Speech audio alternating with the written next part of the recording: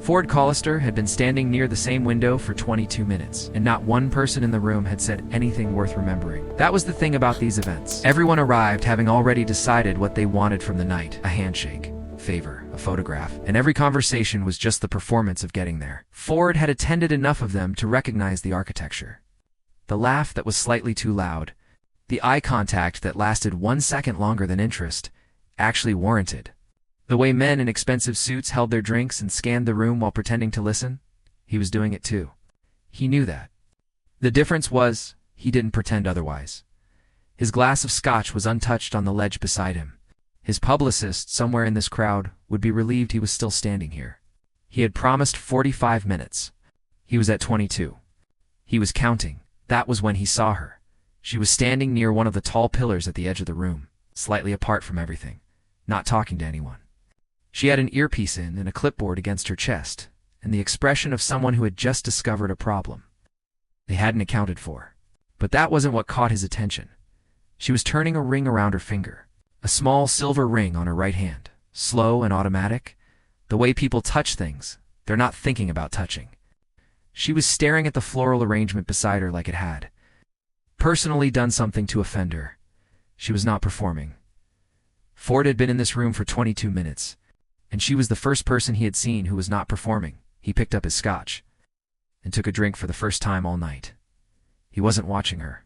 That was what he told himself for the next several minutes. Well, he had a conversation with a city councilman whose name he already knew he wouldn't remember. He responded at the appropriate intervals. He kept his eyes on the man's face. He was a professional. He noticed peripherally when she moved from the pillar toward the catering corridor.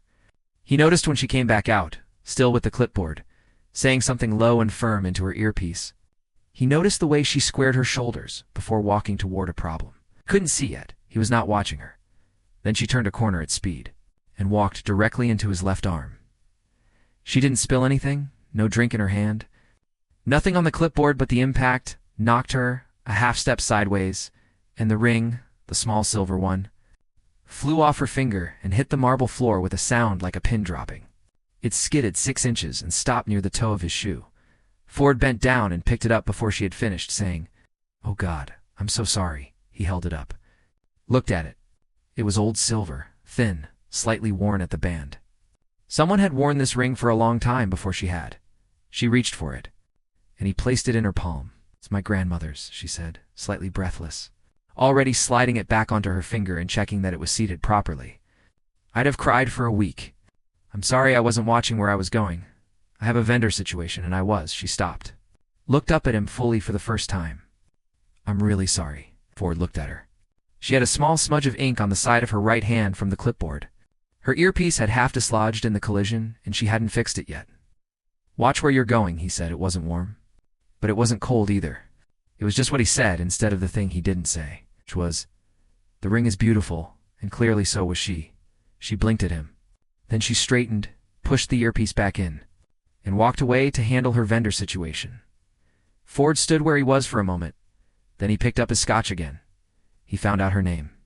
20 minutes later, which was not something he had planned to do, he had asked one of the event staff something routine, a question about the schedule, and the staff member had said, "You'd want to check with June on that.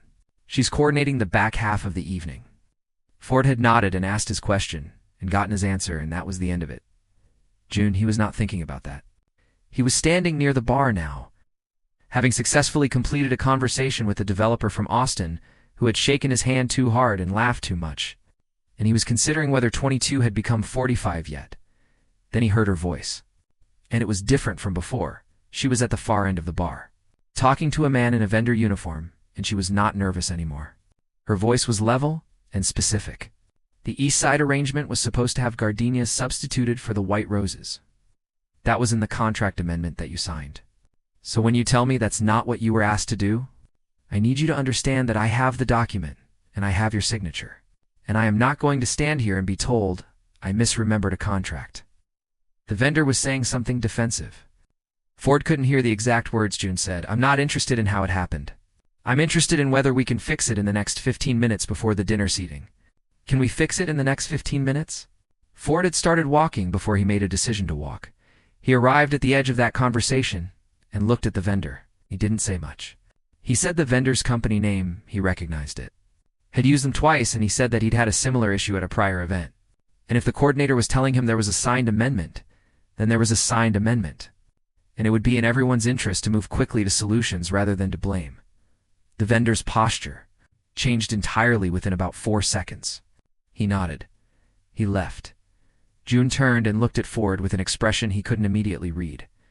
"I had that handled," she said. "I know," Ford said. "I just wanted him to know it too." She studied him for a moment. Then she said, "I keep running into you," and the way she said it wasn't flirtatious, it was genuinely observational. Slightly puzzled, like she was noting a pattern she hadn't solved yet. "It's a small room," Ford said. She looked around at the very large ballroom. Back at him. She didn't say anything to that. She just pressed her lips together, like she was stopping herself from saying the obvious thing, and walked away again. Something in Ford's chest did something he hadn't felt in a long time. He stood very still for a moment and decided, deliberately, not to examine what that was. His sister found him 20 minutes later, which meant his sister had been looking for him, which meant his sister had been watching him. Penny Callister was 35, had their mother's eyes and their father's frankness. And she was the only person Ford had ever met who could make him feel slightly cornered without moving toward him at all. She appeared at his elbow with a glass of sparkling water and a particular expression. "You've checked your phone 0 times in the last hour," she said. Ford looked at his phone. She was right. He hadn't checked it. "There's nothing urgent," he said. "There's always something urgent." Penny looked out at the room, in the general direction June had gone. "Who is she?" "I don't know what you're talking about, Ford. She's an event coordinator.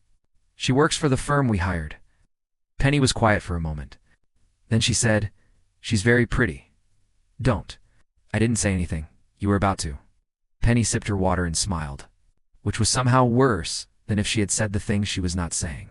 Ford turned back toward the room and watched June reappear on the far side of it, directing to staff members with a quiet efficiency that most people probably weren't noticing because most people at this event were watching other things.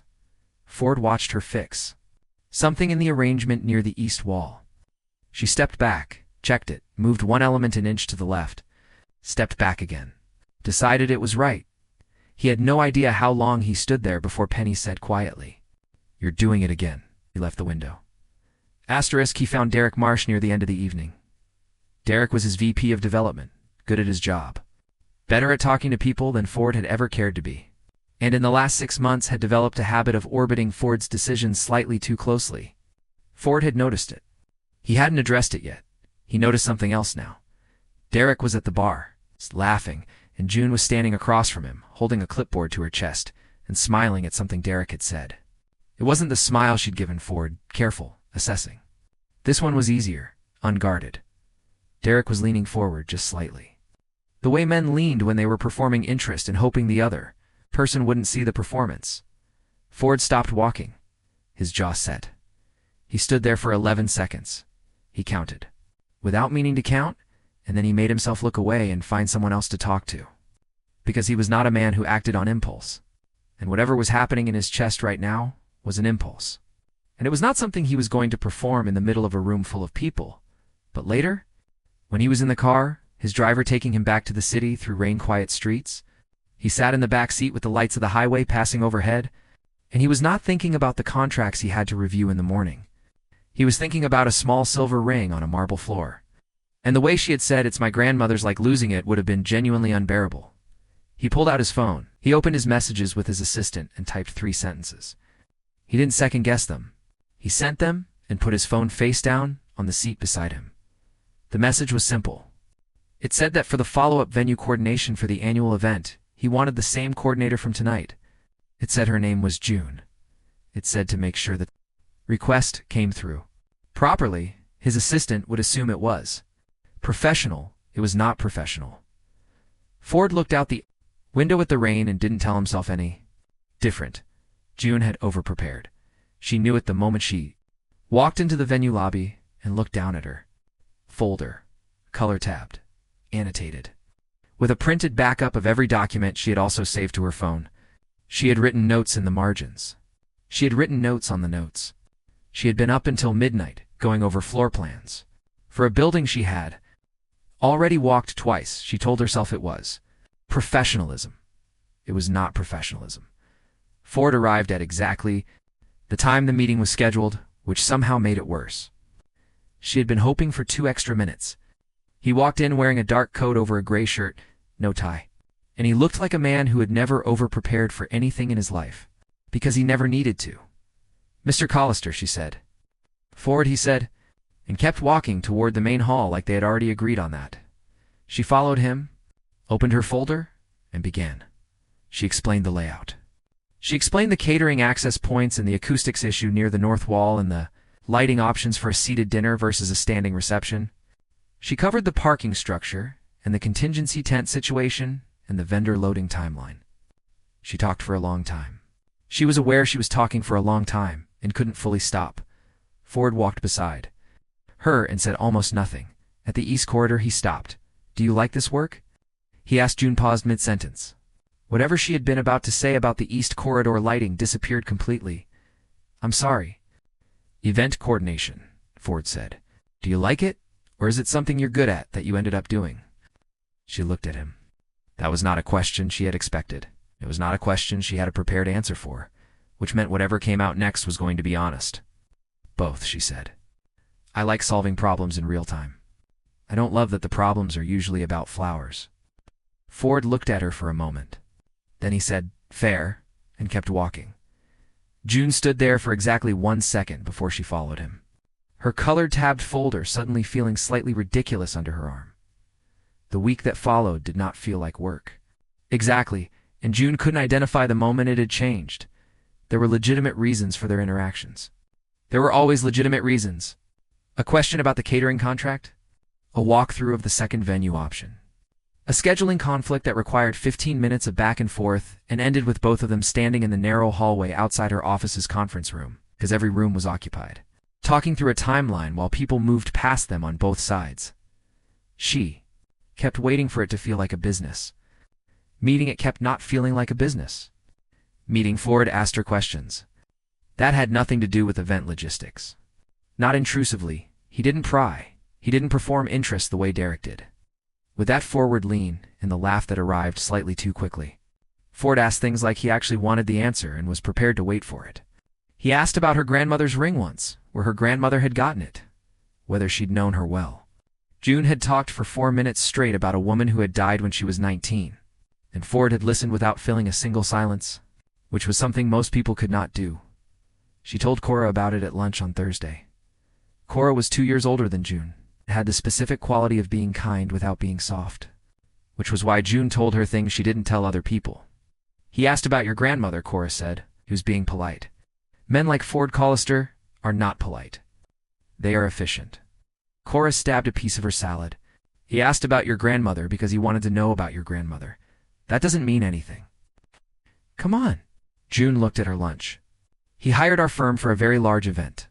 "That's what this is." Cora looked at her, with the expression of someone who had decided not to argue with a person who already knew they were wrong. On Friday evening, June was in the event space. Alone, the main setup wasn't until Sunday, but she had come in to check the chair delivery and ended up staying longer than she meant to. Moving things by small degrees, a table 2 inches left, a chair rotated to open the pathway, a small adjustment to the centerpiece height she couldn't have explained to anyone but felt clearly necessary. She was humming something. She didn't realize she was doing it until she heard her own voice in the quiet room. And by then, she had already knocked a folding chair, sideways reaching past it. "You have terrible taste in music." She startled so hard she grabbed the table edge. Ford was standing in the doorway. She pressed a hand to her sternum. "How long were you standing there?" He walked in and picked up the chair she'd knocked sideways, setting it back without any ceremony. He didn't answer her question. "The catering manager called me about a delivery window change," he said. "Your office was closed. You could have emailed." "I was nearby." June looked at him. He was looking at the room, at the layout she'd been adjusting, the table positions, the centerpieces. He walked slowly along the near side of the room, and she had the distinct impression he was actually seeing it, not just looking at it. "It's better than the mock-up," he said. "I moved the tables 6 inches from the original plan. The flow was wrong." "I know. It's better." She didn't know what to do with that, so she pulled out her clipboard and pretended to check something on it. Ford came to stand nearby, not crowding her, but closer than the room required. Given that the room was large and largely empty, she was close enough to see that he had a small scar on the left side of his jaw. Barely visible. She had not noticed it before. She looked back at her clipboard. The contract amendment was in a folder on her desk. The following morning, it had been misfiled with her copies of the original agreement, and she almost missed it. The amendment itself was routine, a vendor substitution, standard language, but the cover note was not standard. It was a single handwritten line on the top, on Ford's company letterhead. In handwriting she didn't recognize yet, but somehow knew immediately was his. It said, "Request for original coordinator June Hartley, to be assigned exclusively to this account going forward." She read it twice. She held it for a moment, then she walked down 2 floors. Through the lobby of the building where Ford's project office had been set up for the event week, and she stood in the doorway until he looked up. "Why me?" she said. "At the gala, you didn't know me. You'd spoken to me for approximately 4 minutes, and I'd walked into you and nearly lost my grandmother's ring. Why did you request me specifically?" Ford put down what he was holding. He was quiet for long enough that she almost filled the silence. She could feel the words forming, something to soften the question, to give him an exit. She stopped herself. "You were the only person in that room who wasn't watching to see if someone important was watching you back," he said. "That's a rare thing." She stood in the doorway. She had expected a professional answer. Something about her handling of the vendor situation, her organizational competence, something she could file correctly in the part of her brain marked "this is work." This did not go in that part of her brain. This didn't fit anywhere she already had. "I need to get back upstairs," she said. "June." She stopped. Ford looked at her steadily. "I'm not asking you for anything," she nodded. She left. But she sat at her desk for a long time afterward, without opening anything on her computer. Turning the silver ring around her finger, Derek found her that afternoon. He stopped by her desk with coffee she hadn't asked for and a specific kind of ease that she had always read as friendliness, and was only now starting to read as something else. "Ford's a difficult client," Derek said. "He's been straightforward with me. Goes through coordinators. Goes through assistants too." Derek set the coffee down. "He doesn't mean to. It's just how he operates. He pulls people in close when something's useful, and then the project ends, and those people don't hear from him again." He said it gently, regretfully almost. June looked at him. "Why are you telling me this?" she asked. Derek looked briefly caught. Then he smiled. "Just being honest with you." After he left, June sat with that for a while. She wasn't sure what she believed. She wasn't sure what she was supposed to do with the uncertainty. She turned her ring. The event was 2 days later, and it ran perfectly. June knew it was running perfectly because she could feel it, the specific absence of her own adrenaline. The way the evening moved through its stages without friction. The lighting was right. The flow was right. The tables were where she had put them, and the room looked the way she had seen it in her head for 2 weeks.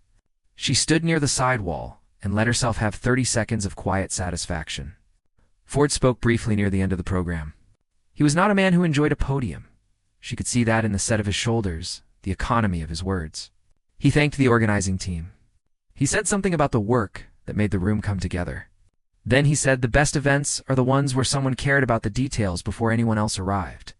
That kind of attention doesn't announce itself. She was across the room. There was no reason that line was about her. Her hand went to her ring. By 11, the room had emptied. The staff was in the final stages of breakdown, and June had sent the last of her team home and told them she'd handle the close-out checklist herself. She sat on the edge of the low stage at the back of the hall, shoes off, checklist finished, letting the silence arrive. She heard him before she saw him. Ford walked through the main doors and stopped when he saw her. He crossed the room and sat down beside her on the stage, not pressed against her, but closer than colleagues sat. She didn't move away. They were quiet for a moment. "It went well," she said. "It went well," he said. "I got the final vendor confirmations. I'll have the full wrap report to your office by Wednesday." "June?" She stopped. "I know," she said. "I'm doing the thing where I talk about work. You do it when you're not sure what else to say?" She looked at him. He was looking straight ahead at the empty room. But there was something in his expression that was different from every other version of his face she had seen in the past 2 weeks. The defended part was still there. It was just quieter. You are the first person in years, Ford said, who has made me want to stay in a room longer than necessary. She sat with that for a moment. That might be the strangest compliment I've ever received, she said. Good. His voice was even unhurried. I mean it to be. Silence that followed was not uncomfortable. It was the kind of silence that had weight. Not because something was wrong, but because something was present, and both of them knew it. Ford reached over, not for her hand. He reached for her ring, which had turned sideways on her finger sometime in the last hour. He straightened it with 2 fingers. Careful, deliberate. He didn't let go immediately. She went very still. I'd like to take you somewhere that isn't work, he said. June looked at the empty room, at the tables she had arranged, at the lights still warm overhead. She thought about the ring on a marble floor and a man who had picked it up without being asked. She thought about a doorway and the sound of her own humming and a chair set silently upright. Okay, she said, not loudly, just clearly. Ford looked at her then fully, without the calculation he usually wore, and for the first time since she had walked into him in that crowded room. Ow. He looked like a man who had stopped counting down to the exit. He wasn't leaving. Neither was she.